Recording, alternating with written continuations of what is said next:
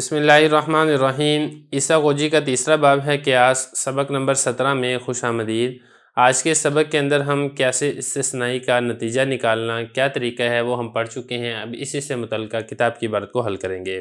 عبارت دیکھ لیں، وَأَمَّا الْقِيَاسُ الِاسْتِثْنَائِيُّ فَالشَّرْطِيَّةُ الْمَوْضُوعَةُ فِيهِ إِنْ كَانَتْ مُتَّصِلَةً فَاسْتِثْنَاءُ الْمُقَدَّمِ يُنْتِجُ عَيْنَ التَّالِي كَقَوْلِنَا إِنْ كَانَ هَذَا إِنْسَانًا فَهُوَ حَيَوَانٌ لَكِنَّهُ إِنْسَانٌ فَيَكُونُ حَيَوَانًا وَاسْتِثْنَاءُ نَقِيضِ التَّالِي يُنْتِجُ نَقِيضَ الْمُقَدَّمِ كَقَوْلِنَا إِنْ كَانَ هَذَا إِنْسَانًا فَهُوَ حَيَوَانٌ لَكِنَّهُ لَيْسَ بِحَيَوَانٍ فَلَا يَكُونُ إِنْسَانًا وَإِنْ كَانَتْ مُنْفَصِلَةً حَقِيقِيَّةً فَاسْتِثْنَاءُ أَحَدِ الْجُزْئَيْنِ يُنْتِجُ نَقِيضَ الْآخَرِ وَاسْتِثْنَاءُ نَقِيضِ أَحَدِهِمَا يُنْتِجُ عَيْنَ الْآخَرِ وَعَلَى هَذَا مَانِعَةُ الْجَمْعِ وَمَانِعَةُ الْخُلُوِّ۔ ترجمہ دیکھ لیں، اور بہرحال قیاس استثنائی تو قضیہ شرطیہ اگر اس میں موضوع ہو، اگر متصلہ ہے تو پھر استثناء مقدم یہ نتیجہ دے گا عین تالی کا، جیسا کہ ہمارا قول ان کان ھذا انسانا فہو حیوان لکنہ انسان فیکون حیوانا، اور استثناء تالی کی نقیض کا وہ نتیجہ دے گی مقدم کی نقیض کا، جیسا کہ ہمارا قول ان کان ھذا انسانا فہو حیوان لکنہ لیس بحیوان فلا یکون انسانا۔ اور اگر قضیہ شرطیہ منفصلہ حقیقیہ ہو تو دو جزوں میں سے ایک کا استثناء نتیجہ دے گا دوسرے کی نقیض کا، اور دوسرے کی نقیض کا استثناء نتیجہ دے گا دوسرے کے عین کا، اور اسی بنا پر مانعۃ الجمع اور مانعۃ الخلوف ہے۔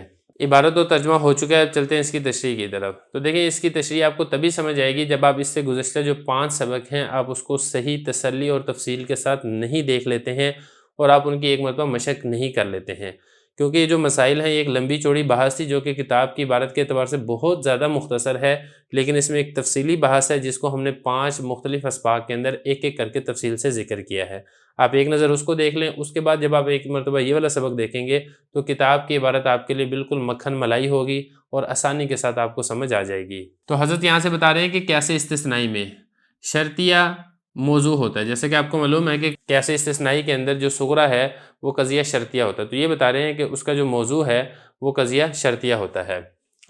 تو قضیہ شرطیہ میں متصلہ بھی ہو سکتا ہے، منفصلہ بھی ہو سکتا ہے، منفصلہ میں حقیقیہ بھی ہو سکتا ہے، مانعۃ الجمع بھی ہو سکتا ہے، مانعۃ الخلوف بھی ہو سکتا ہے۔ سب کا حکم الگ الگ ہے، تو ایک ایک کر کے حضرت سب کا حکم ذکر کر رہے ہیں۔ فرما رہے ہیں کہ اگر قضیہ شرطیہ متصلہ ہو تو پھر استثناء مقدم کا نتیجہ دے گا تالی کے عین کا۔ دیکھیں، اس میں جیسا کہ آپ کو معلوم ہے کہ صغرا کے بعد جب کبرا آتا ہے، کبرا کے اندر لیکن کا لفظ استعمال ہوتا ہے۔ اب جو لیکن کا لفظ استعمال ہوتا ہے یہ عربی میں لاکنہ کا لفظ استعمال ہوتا ہے، اس کو استثناء کہتے ہیں، اور اسی وجہ سے اس قیاس کا نام قیاس استثنائی ہے۔ حضرت فرما رہے ہیں کہ استثناء کے بعد آپ دیکھیں وہ کیا ہے کبرا کے اندر۔ فرما رہے ہیں کہ استثناء کے بعد مقدم کا استثناء کیا جائے، یعنی جو صغرا کے اندر مقدم ہے استثناء کے بعد عین اسی کا ہی ذکر ہو تو نتیجہ عین تالی ہوگا۔ کیوں؟ کیونکہ مقدم اور تالی ان دونوں کے درمیان اتحاد ہوتا ہے قضیہ شرطیہ متصلہ کے درمیان، جیسا کہ میں آپ کو اردو کے سبق میں تفصیل سے بتا چکا ہوں۔ اب یہ ذرا مثال دیکھیں، ان کان ھذا انسانا فہو حیوان، اب یہ صغرا ہے، لکنہ انسان یہ کبرا ہے۔ اب یہ کبرا میں اگر آپ دیکھیں گے لکنہ انسان، یہ جو انسان یہاں پہ صغرا میں مقدم تھا، اسی مقدم کا ذکر یہاں پر کبرا میں ذکر کیا جا رہا ہے استثناء کے بعد، تو یہ اس کو یہاں سے اس طریقے سے ذکر کیا کہ مقدم کا استثناء کیا جا رہا ہے۔ فیکون حیوانا، تو جب مقدم کا استثناء کیا جا رہا ہے تو پھر جو نتیجہ نکلے گا وہ عین تالی ہوگا۔ اب یہاں پہ دیکھیں نا، تالی کیا تھا؟ فہو حیوان، یہ تالی تھا، اور ہم نے نتیجہ کیا نکلا؟ فیکون حیوانا، عین تالی کو ہی ہم نے نتیجہ نکالا ہے۔ اور اسی طریقے سے اگر استثناء کیا جائے گا تالی کی نقیض کا تو نتیجہ نکلے گا مقدم کی نقیض کا۔ جیسا کہ میں نے وہاں پہ آپ کو سبق بتایا تھا تو وہاں پہ میں نے 2 مثالیں دی تھی، اور میں نے کہا تھا کہ 2 مثالیں کتاب کے اندر مذکور ہیں، 2 مثالیں مذکور نہیں ہیں۔ تو 2 میں مذکورہ مثالوں میں سے ایک مثال آ چکی ہے، اب دوسری مثال حضرت ذکر کر رہے ہیں۔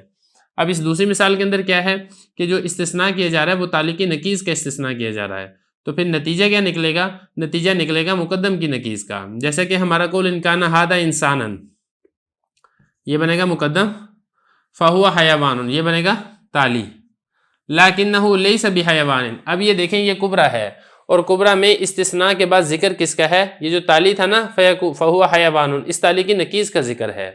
تو اگر کبرا میں تالی کی نقیض کا ذکر ہوگا تو نتیجے کے اندر کس کا ذکر ہوگا؟ مقدم کی نقیض کا ذکر ہوگا۔ اب یہ دیکھیں مقدم کیا تھا؟ ھذا انسان، تو نقیض کیا نکلے گی اس کی؟ لا یکون انسان، تو یہاں پہ دیکھیں نتیجے میں مقدم کی نقیض کا ذکر ہے۔ اب یہ 2 مثالیں حضرت نے دی ہیں قضیہ شرطیہ حقیقیہ کی، متصلہ کی. جو باقی 2 مثالیں ہیں متصلہ کی وہ ذکر نہیں کی ہیں، وہ میں نے آپ کو اردو کے سبق میں بتا دی ہیں، وہاں پر دیکھ سکتے ہیں.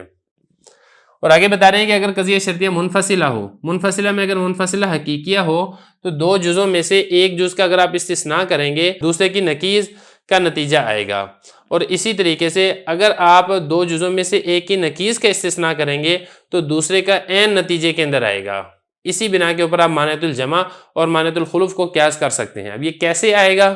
یعنی کہ اگر آپ جو 2 جزوں میں سے ایک کا استثناء کریں گے تو دوسرے کی نقیض کا نتیجہ آئے گا. کیسے آئے گا وہ آپ مثالیں دیکھ سکتے ہیں گزشتہ سبق میں. اسی طریقے سے اگر 2 میں سے ایک کی نقیض کا استثناء کریں تو دوسرے کے عین کا نتیجہ کیسے آئے گا وہ بھی آپ گزشتہ مثالوں کے اندر دیکھ سکتے ہیں. تو چونکہ یہاں پہ اتصال نہیں ہے، انفصال ہے، جدائیگی ہے، کیونکہ یہ منفصلہ ہے. تو جب منفصلہ ہے تو جب نتیجہ آئے گا تو نتیجے میں برعکس ہوگا، الٹ ہوگا، عین نہیں ہوگا جس طریقے سے حقیقیہ متصلہ میں عین ہوتا ہے.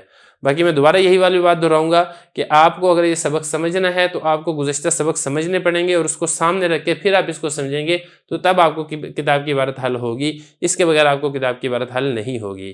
اسی کے ساتھ ہی ہمارا یہ جو باب ہے تیسرا قیاس یہ مکمل ہو گیا ہے.